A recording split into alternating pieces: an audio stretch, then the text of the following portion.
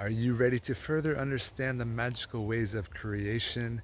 Here we are talking about connecting to the earth and why it's one of the most important elements and aspects of our life that we're missing and desperately needing in order to transition into this new cycle. This world of spirituality often misses out still the idea, the realization of Mother Earth and her importance of not only honoring Mother Earth in ways that she honors and supports us, but to really come back home to her.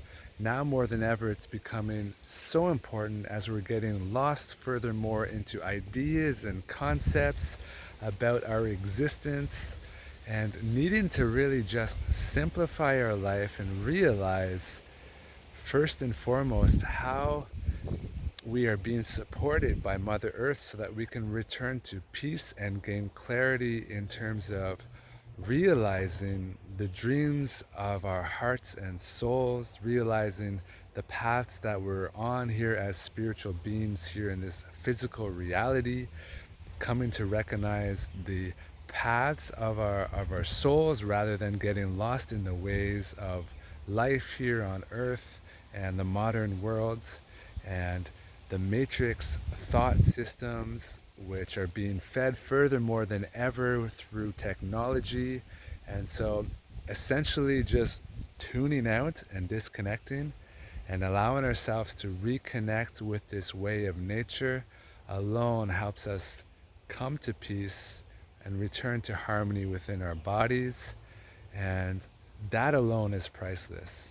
But of course, furthermore, as I shared with you, it's allowing us to really come home to recognize the way of creation, to recognize not only the peace of creation, but the cycles of life and what it means to really listen to the guidance of spirits and of nature. And of course, the further we deepen our roots and connect with our body, recognizing our bodies are channels, our temples.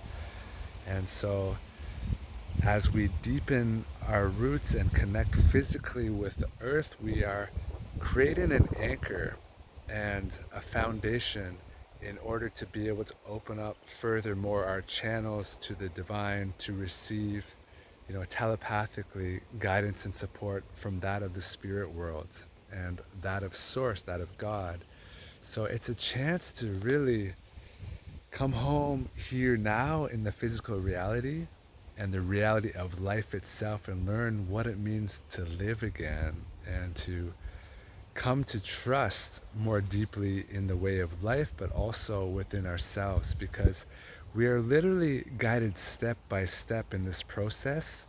And so often we tend to get ahead in our minds of our ideas of what we want in life, and we forget often what life wants for us.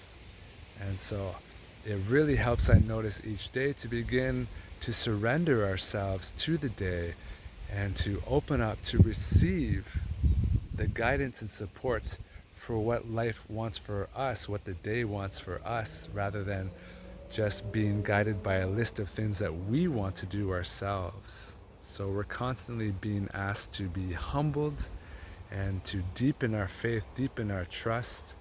And essentially, that's all we can do. And the furthermore we take the steps in faith, learning to take it one step at a time, we realize the perfection of life. We realize how we're supported, how we're guided, how we're safe, and how we are free to follow our hearts furthermore. Knowing the support of this universe as we support life, life supports us in so many magical ways. So often we are inspired or invited to take certain steps that make no sense because life and inspiration isn't always so linear as we've been, programmed to believe in, taking things step by step, writing out a plan and knowing where we are and where we want to go. But yet, life is so much more magical than that and so much more adventurous. So it starts more so with knowing maybe where we want to go, but needing to come to where we are now and ask for that guidance, receive that guidance just for the next step. Because if this dream, this vision for our lives and for ourselves is really aligned with spirits and our hearts and souls, then of course life wants to support that. So it will happen in its own way, in its own magical timing. And so we have to be willing to take the steps one at a time in trust and faith. And sometimes we're asked to do the craziest things, and always, having to follow through with them without any expectations or knowing what it leads to, because we never know. And sometimes it's just a matter of deepening our faith in that step and seeing what comes from that in its own ways. So here now I've been inspired to furthermore finish this TP project, and being inspired and just feeling the nurturing aspect for me in my life to have a space to really connect with the earth more deeply, connect with the sacred fire, and to be able to be in nature but yet have this bit of container of, almost like coming back to the womb of Mother Earth. So traditionally, of course, the teepee was more a home and a space to sleep as family and to cook and do all these things. And now, of course, more and more it's become more a ceremonial space as well. So I'm excited to be able to share this with others. I have no idea how far this project will go and what it's going to lead to, but I do feel this desire and this inspiration to share the space with others for sure. So as you can see, the poles are quite large. I just ended up finding these poles on Facebook Marketplace and being able to have them prepared and cut, and then I had to clean them, of course, and then clean the land. So there were many steps where I was tested in my faith and having to take action, and many doubts coming up along the way. And it's been a deep process, as every little adventure, every little project tends to be another test of similar things. It's often the voice of doubt that comes in, and furthermore asking us to commit in faith and trust. And so often fears come up, doubts come up, old stories come up. And so we're constantly being tested, constantly having to deepen our faith and surrender to the process. So, there's common themes that all of us have in terms of realigning our lives, in terms of needing to, break free from old patterns and the unhealthy aspects of society in the ways of our thinking, in which we've been programmed to believe certain ways for so long, that it's quite universal all around the planet. For a lot of us, we have been raised in this sort of modern ways of thinking. We've been educated in modern educational systems, and therefore have the same challenges to be able to trust, restore trust in ourselves, and restore trust in other people, and restore trust, of course, in life itself. So again, recognizing the foundation of our lives being that of the earth. It always has been and always will be, hopefully, here on earth, is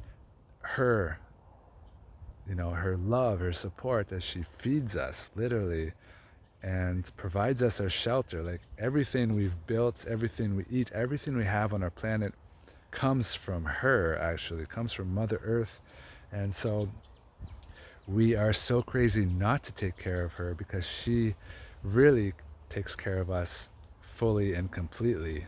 And if we continue to destroy her, of course, we are under some really big challenges ahead for future generations, and we would have to potentially go to other planets to receive the resources that are required to live on Earth. So it's very shocking to see what's happening furthermore on our planets, and steps that we're needing to take. But again, it's trusting in the process, and we can see how foolish we can be as humans. All of us can be quite ignorant, we can be quite arrogant in our ways, and sometimes get lost thinking that we are better than creation or place ourselves above the laws of creation. And so whenever we do this, we tend to learn some really deep, painful lessons, things that we're having to let go of, these illusions, these ideas, these concepts that really aren't serving us anymore and really causing a lot of pain, a lot of suffering that we're having to let go of in order to just simply enjoy being in the present moment and appreciating what we actually have in life. There's so many gifts that we have, and if we're constantly in resistance to what life is giving us, then it's showing, not necessarily that we're doing something wrong, but that we just need to let go of those things and come back to understand what we're really appreciating in our lives and what we have, rather than focusing on what we don't have. So there are so many ideas that come along with this deprogramming process and realigning our lives. And essentially, when you look at the cycles and stages of life, you'll see that we are essentially in the dark night of the soul. We are in this, what I would call the West, in terms of needing to let go and seeing that this cycle is changing, that we're coming out of the darkness and into the light again, into the acknowledgements of the greater picture, and awakening spiritually to come to know, that life is beyond this material world, that there's more to it. And yet then being able to enter into the next cycle, we're having to integrate it into the physical world, into the reality, to recognize that heaven is on earth. It's not something that just exists in the afterlife. And therefore, we just pray that when we die, we go to heaven. But here now we have the chance to recognize the beauty, the perfection of life around us, that it is, so diverse, so abundant, so giving, and so perfect. And the only problem is us and our ways of thinking and perceiving and projecting our ideas onto the world. Like nature itself, like animals being predators and dangerous, the more time you spend in nature, the more you realize that animals typically don't attack us. We just see this on the TV and on movies, but generally speaking, unless they feel threatened, they don't come to attack us unless we're attacking them or invading their space or their home or threatening their family, their children, things like this. Then they come at us quite strongly, just like we would towards anyone invading our space, our time, or threatening our safety. So we see that we're actually very close with nature. We're very much a part of nature. And so this whole idea that nature is separate from us is really part of this programming that we've gone through. Traditionally we lived with nature, and we recognized that we were a part of nature, a part of creation.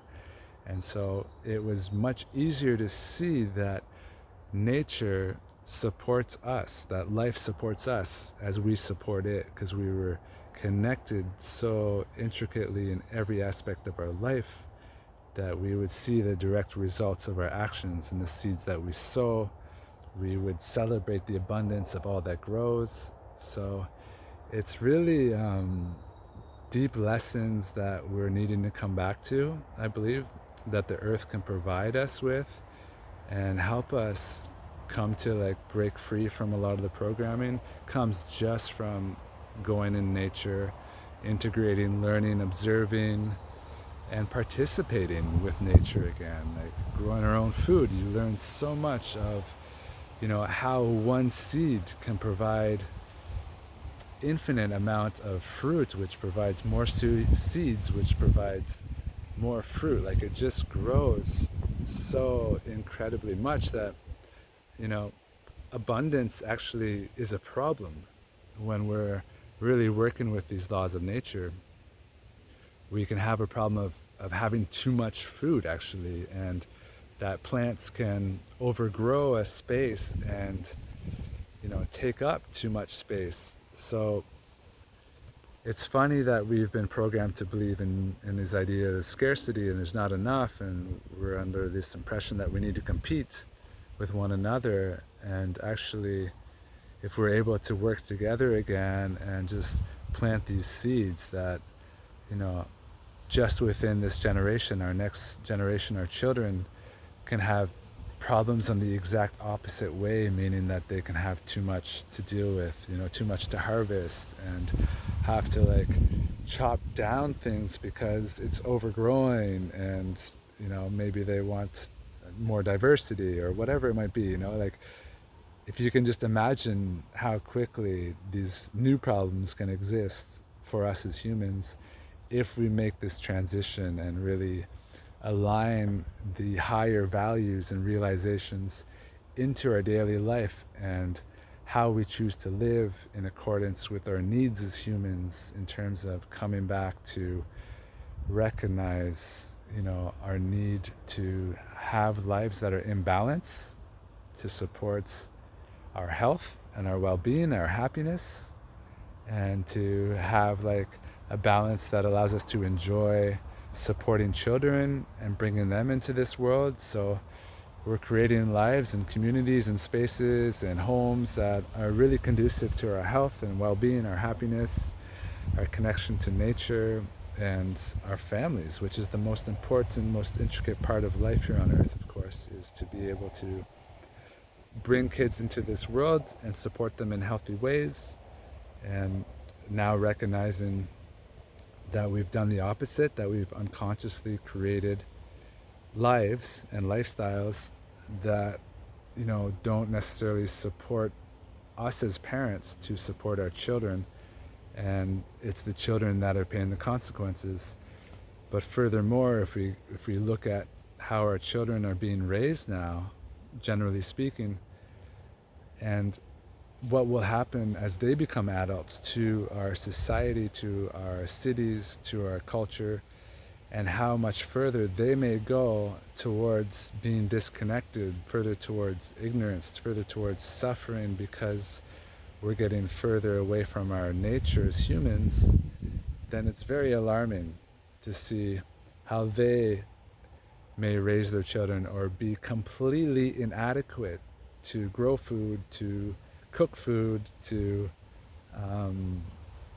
bring children into this world and be good parents, or even just be good humans. Like, our values, which come with living traditionally in connection to earth and community and family, are being like lost here now forever, and maybe always, if we don't bridge back to the earth, back to our way of nature as a part of nature, and honoring our relation to Creator, to God, to Source, and the many aspects of life. So may we return to the earth and continue to follow our hearts, knowing that we have this foundation of peace and deepening into faith and trust here as family, as we move further into the light, because you are magic.